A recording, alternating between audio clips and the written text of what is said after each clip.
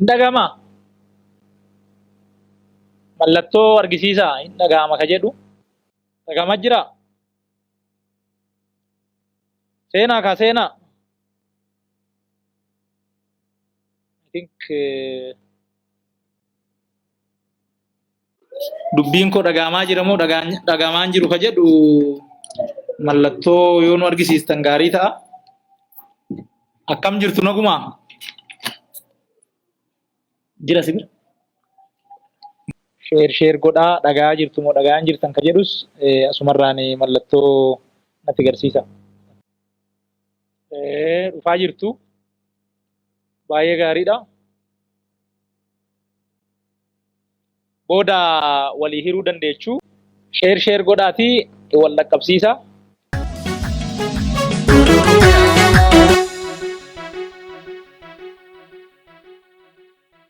Filannoo Itoophiyaa marsaa ja'affaaf taasifamaa ture xumuramu saagaa miidiyaa biyyattii fi boordii filannoo biyyoolessaa Itoophiyaatiin irra deddeebi'amee dubbatamaa ture.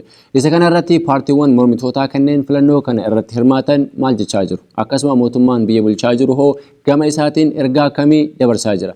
Filannoo kana hoo eenyutu injifata jedhamee eegamaa jira? Akkamitti daawwattoota Oromiyaa 11 kun haara galfiidha.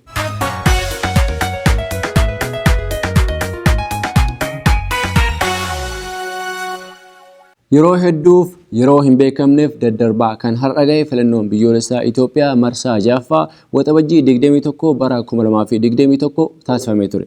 Isa kana irratti paartiiwwan silaa saboota gurguddaa hoogganan jedhaman eegaman hedduun erga hidhamanii booda paartiiwwan sirna durii leellisan paartiiwwan sirna kaabaa bakka bu'anii fi paartii biyya bulchaa jiru kan Dr. Abiy Ahmed Aliin hoogganamu paartii badhaadhinaa gidduutti filannoon taasifamee ture. Haala nageenyaa wal qabatee filannoon kun guutuu biyyattiitti osoo hin taane naannoowwan muraasa keessatti kan gaggeeffame yommuu ta'u filannoon kun nama hedduu kan hin hirmaachifne ta'uu dubbatama. Isa kanaaf sababoonni adda durummaadhaan ka'an filannoo irraa abdii kutachuu, mootummaa amanuu dhabuu, filachuuf kanneen barbaadan immoo nama isaaniif ta'a jedhanii yaadan filannoo keessaa dhabuu irraa kan ka'e namoota muraasa kaabinee milishaa hojjettoota mootummaa fi namoonni gurguddaan karaa hin beekamneen mootummaan sababanii kan irratti hirmaatan ta'uu haasa'ama. Suuraawwan iddoo filannoo irraa ba'an hedduun lakkoofsi uummata hirmaatee xiqqaa ta'uu kan agarsiisudha. Biyya uummata lakkoofsaan miliyoona 100 ol qabdu keessatti namni hanga kanaa bahuun filannoon kun hammam akka soba ta'e kan agarsiisudha. Gama biroon dhaabni Federaalistii Oromoo filannoon kun demokraatawaa fi haqa-qabeessa akka hin taane ibsa isaanii keessatti eeranii jiru. Akkuma beekamu dhaabni kun waggaa hedduuf haqa Oromoo milkeessuuf kanneen hidhamaa, dararamaa turanii fi ammas hooggantoonni isaanii mootummaa kanaan dararamaa kan jiranidha. Isaan keessaa kanneen jara amma aangoo irra jiran kana qeerroo wajji ta'uudhaan kan aangootti fidan kanneen akka Jawaar Faatii hidhaa keessatti argamu. Waa'ee injifachuu filannootiin wal qabatee odeeffannoo garagaraatu bahaa jira. Haa ta'u malee firiin hanga ammaatti dubbatamaa jiru soba ta'uu fi hawaasni akka hin dhageenye boordiin filannoo biyyattii ibsa miidiyaa kenneen dubbate ture. እንጂ በማህበራዊ ትስስር ገጽ በምርጫ ጣቢያዎች ውጤት ብቻ የምርጫ ክልል አሸናፊ የተገለጸ መሆኑ አግባብ አይደለም ተብሏል። አንደኛ ነገር የውጤት ድመራ ከጣቢያዎቹ ራሱ ተሰብስቦ አልቆ በምርጫ ክልል ላይ አልመጣም። ጀሪ ኩንስ ኢኑማ ሰቡ ማሌ ጀራ ካን አቺ ካይ አከ እንጂፈቱ በሬቸኒ ቤኩ filannoon kun taasifamuuf guyyaan muraasni yoo hafu Dr. Abiy waan garaa nama nyaatu waan nama boochisu wayii dubbatee ture. Innis yoo injifadhe fulbaana paarlaamaatti wal argina ta'uu baannaan kanumaan nagaatti jechaa ture. የማሸነፍ እድል ካጋጠመኝ መስከረም ፓርላማ ደግሜ ያገኛቸዋለሁ ካልተገናኘንም ሰላም ሁኑ። Fakkeessi. Isa kana osoo afaan Ingiliffaanis jedhee gaarii ture akka faranjiinis dhageessu. Hundaafuu isaan kan afaan Amaariffaan jedhanii fi kan Ingiliffaan jedhan yeroo baay'ee wal dida. Ibsa tokko faranjii irratti yoo baasan afaan Amaariffaan zarraaf jedhu ni dhaadatu. Kan Ingiliffaan dubbatan immoo kan kadhaan guutamedha. Guyyaa filannoo kana muummichi ministeera iddoo dhaloota isaa godina Jimmaa magaalaa Bashaashaa deemee filachuun isaa ni yaadatama. Isa kana irratti gaafiif deebii miidiyaa ETV wajji taasisan paartiileen morkattoota waca keessaa fi alaa dhagahuu dhiiftanii injifattanii injifachuu baattanii biyya amantanii ummata amantanii mootummaa amantanii filannoo irratti hirmaachuu keessaniif kabajaatu isiniif mala jedhee ture. በዚህ ምርጫ መንግስትና ህዝብን አምነው የተወዳደሩ የተፎካካሪ ፓርቲዎች በሙሉ ክብር ይገባቸዋል። ቢያሸንፉም ባያሸንፉም ቢመረጡም ባይመረጡም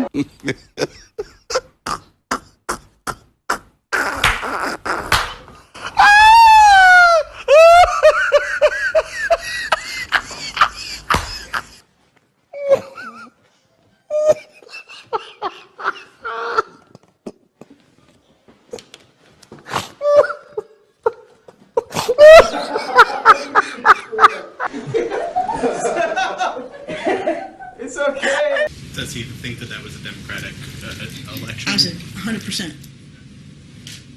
Fire. Having fun up there? God have mercy upon us. የተፎካካሪ ፓርቲዎች በሙሉ ክብር ይገባቸዋል። ክብር ይገባቸዋል። ነገር ግን ስልጣን አይገባችሁም። ከነሞ ኢትኛዳ ዱጋ አከሱማ ዋኤ ሚዲያ ወልቀበቴ ሚዲያን ኩመለማ ኦል ፍለኖ ከነ ከለቲዳን ደበርሳ አከቱሬዳ ከን ሙምቺ ሚኒስቴራ ዱበቴ ሚዲያን ኩን ከንፋላት ሚዲያን ብትወስድ ከ2070 በላይ የሚዲያ ሙያተኞች 100 በሚጠጉ የምርጫ ጣቢያዎች ተሰማርተው ከሁሉም ቦታ ላይቭ እያስተላለፉ ነው። ይሄ በኢትዮጵያ ታሪክ ሆኖ አያውቅም። በ97 ምርጫ ኦሮሚያ ሚዲያ የሚባል የለም። ኦሮሚያ ሚዲያ ከንጀደሙ ከምታች ቱሬ ሞ ኦቢኤንቱ ሚዲያ ኦሮሞቲ ሞ ፕራይም ሚዲያ አብይ ኢጃሪፋቱ ሚዲያ ኦሮሞ ታኤ አርገሜ ሚዲያን ቢየቲ ሰኒ ለኮስታን ሐመስት ለካሙ ኦሶ በሸነኔ ደለጉ ኦሶ ኦሮሞ አራብሱ ሀየም አርገቴ ኦሶ ታው ሚዲያ ኦሮሞ ለኮስታን ቢጩተ የሮ ሁንደ ቅሌን ሰራ ቡሱ ከኔን አከው ምኒ ከን ሞቱማን ኩን አከገለን ዋዳ ገሌፊ ገልጭ ቦዳ ማን ኢሳስ ዲገኒ ሜሻ ኬሳተኒ ቢያን ባፍኔ ሜት ሚዲያ ኦሮሚያ ጀደሙ ከን ፍለኖ ከን እረቲ ህርማቴ ከለቲዳን ደበርሳ ጅሩ አሁን ግን በሰለጠነው ዓለም እንዳለው ሁሉም ቦታ ላይቭ በብዙ ሚዲያዎች እየተላለፈ ህዝቡ ምርጫውን ራሱ እያየ የሚያስፈጽምበት መንገድ እጅግ የሚያኮራ ነው።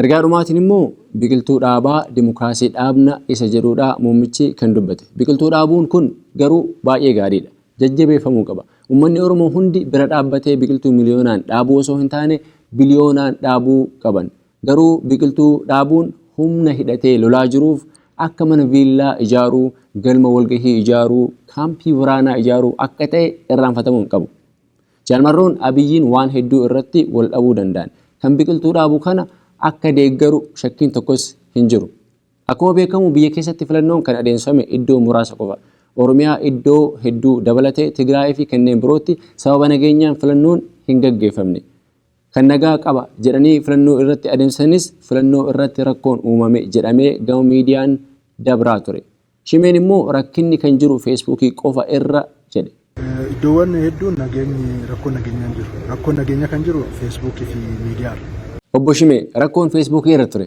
aktivistoota hedduu akkaawuntii isaanii cabsuuf yaalamaa ture kan restrict godhan hedduudha kan jalaa ugguramees hedduudha garuu rakkoon guddaan kan taayeen laafii seena jedhee tattaaftaa ture nagama sibira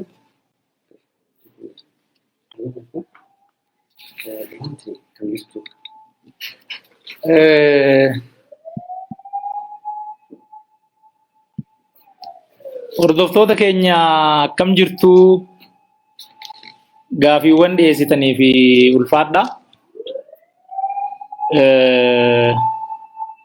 amma dubbiin koo dhagahamaa jiramoo dhagahamaan jiru ka jedhu mallattoo yoo nu argisiistan gaarii ta'a akkam jirtu naguma jira sibira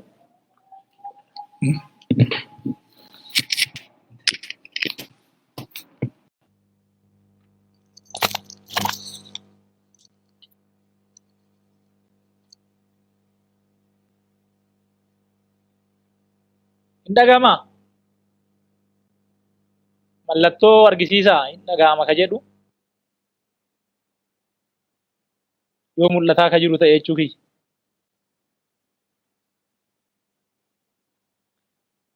namni seenes waan jiru fakkaatu feesbuukii gubbaa rakkinni hin turre shimeen dhugaa dubbate garuu boordiin filannoo rakkinni filannoo irratti mudachuu dubbataa ture አንድ ጣቢያ ላይ ብቻ አምቦ አንድ የሚባል የምርጫ ክልል ላይ አንድ ጣቢያ ላይ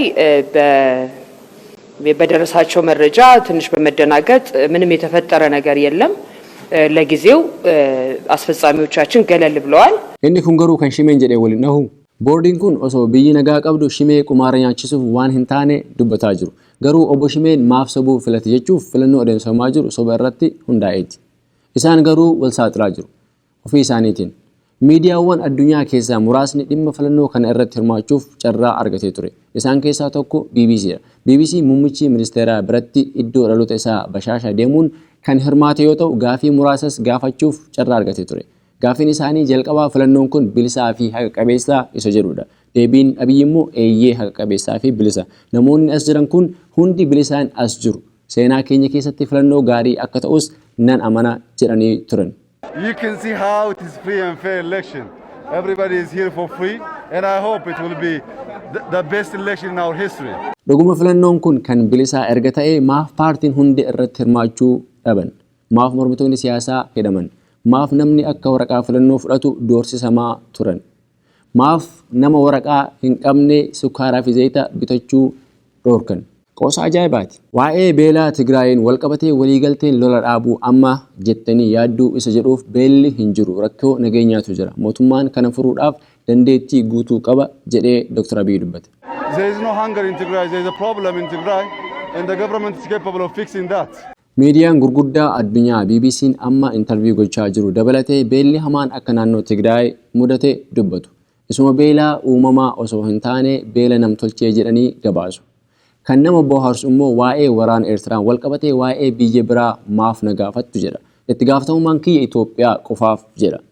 Itti gaafatamummaa Itoophiyaa erga qabaatee maaliif waraana biyya biroo akka biyya birmadummaa qabdu keessa seentee lammii darartu dubartii gudeeddu daangaa dhiibdu hayyameef ree. Not only Eritreans but also Sudanese are there, but we're working with both of them to finalize our issue peacefully. We're not pushing them out, but we're making it peacefully. I'm sure it will happen.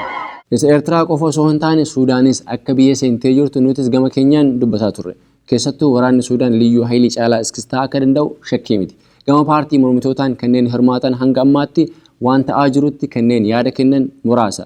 Isaan keessaa Izeemaan wanta hanga ammaa ta'aa jirutti itti aanaan dura taa'aa isaanii obbo Andu'aalam Arraagee waan hunduu akka gaariitti deemaa jira jechuun ibsa miidiyaaf kennee ture. ዛሬ እንደምታዩኝ እንደ ሰርግ ነው ለብሼ የመጣሁት ከሰርግም በላይ ነው ለኔ የኛ ማሞሽራ የኛ ማሞሽራ የኛ ማሞሽራ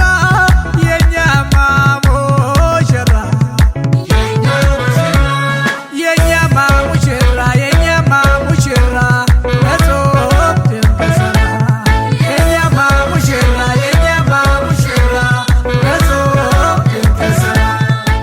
Ati bashannani filannoo boodas iddoon siif qabamee jira waan ta'eef ለሀገራችንም እጅግ የተቀደሰ ነገር ነው ለትውልድም ከዚህ የበለጠ ቅርስ ከዚህ የበለጠ ውርስ ልናሳልፍ አንችልም garuu ammas garaagarummaa Izeemaa fi badhaadhina gidduu jiru namni hedduun beekuudhaaf rakkataa jira loka tokkoon iddoo lama dhaabbatuun kanaaf nama fayyada bara kamuu caalaa bara kana galii guddaa baasuun duula na filadhaa geggeessaa kan ture mootummaan biyya bulchaa jiru tiishartii fi alaabaa isaanii nama karaa deemu hundaaf raabsaa turan durgoonis gaarii ture manguddoota kanaaf durgoo kennanii rakkisu ስንት ምንድን አበሉ አበል የለም ኧረ አሁን እኮ የለም አሁን በነፃ ነው እንዴ አሁን እኮ ለምርጫ እንትን ለማለት ኋላ አበል ኋላ ግን አበል እንወስዳለን biltsiginaa waaqni isin hin dhiisu gama biroon immoo duulli biqiltuu dhaabuu ammas akkuma itti fufetti jira biqiltuu dhaabuu irras bifa waan jijjiirataa jiru fakkaata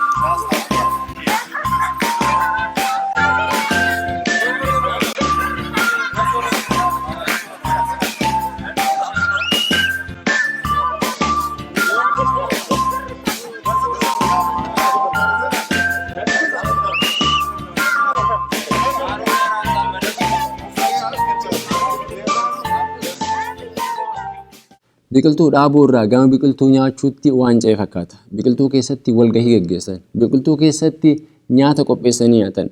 Kana booda biqiltuu keessa rafuu malee maal ta'u fere? Gama firii filannoo marsaa jaffaan wal qabatee hanga ammaatti wanti beekame hedduun hin jiru. Mootummaa fi boordiin filannoos odeeffannoo hedduu kennuu irraa of qusatee jira. Akka namni hedduun eegaa jirutti filannicha qoosaa mootummaan qopheesse kana kan injifatu mootummaa akka ta'u uummataa fi paartii mormituus bareechitee beekti. Filannoo kana irratti qabxiin isaanii kanaan dura ittiin injifataa turan parsantii 100 akka ta'e hunduu ni beeka. Bara kana immoo isa irraa fooyyessuudhaan jijjiirama jiru kanaan wal qabatee daandii ida'amuu hordofee falaasama ida'amuutiin 100 irratti 10 ida'uudhaan parsantii 10 akka injifattu shakkiin hin jiru. Kun ta'uu baannaan jijjiiramni mootummaan halkaniif guyyaa hafaarsu soba jechuudha. Odeeffannoon filannoo irratti hamma ammaattu qabnu kana fakkaata. Yeroo itti aanutti akkuma odeeffannoo dabalataa arganneen garee haragalfii guutuu wajjin isinitti deebina.